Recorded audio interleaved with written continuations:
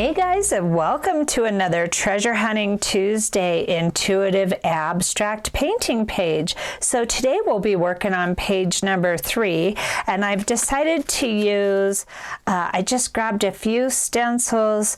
I grabbed this Tim Holtz one and I've painted over it, but it's like a rock stencil. And then I've just got a little one from, I think, Hobby Lobby of alphabet letters and some numbers. And then I've got the Tim Holtz measured stencil for today.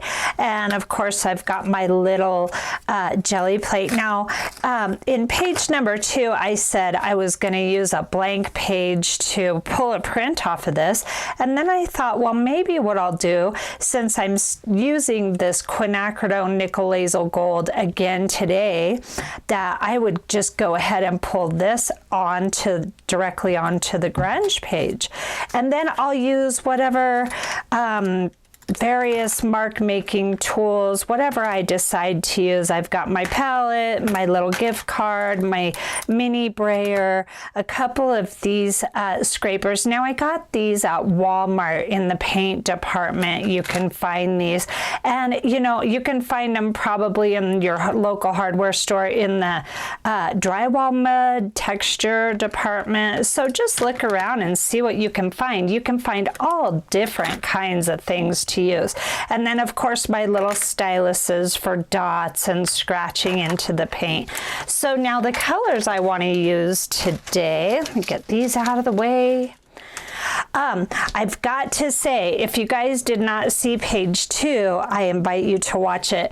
I used this folk art home decor chalk paint, and it's the rich black color, and I love how this came out on that page. It ends up being, of course, a very matte, chalky finish, and I was really ecstatic about the results of this here. And then today I figured I would try this chalk plaster color by Waverly, because it's a really light white color, but the chalk gives you such a beautiful matte finish. Now I'm also very excited about the Prussian blue, which is kind of it's really close to an indigo blue, and I just love indigo. And then I thought I'd mix some of this quinacridone nickel laser gold. And then I've got my, whoa, I've got stuff falling. I've got my Artist Loft Flow Acrylic white paint here too, just in case the this plaster doesn't quite work the way I want it to. And then I've always got my Titan buff on standby. So I will show the camera. I'm gonna play some music like I usually do, and if I decide to bring in any new materials, I'll be sure to show the camera for you, okay? So now, today, this is not gessoed. I have just taped off an already messy piece of cardstock, I believe we're doing today. Yes, cardstock. So I just taped the border with some washi tape. I like to have a nice border. I love to pull the tape.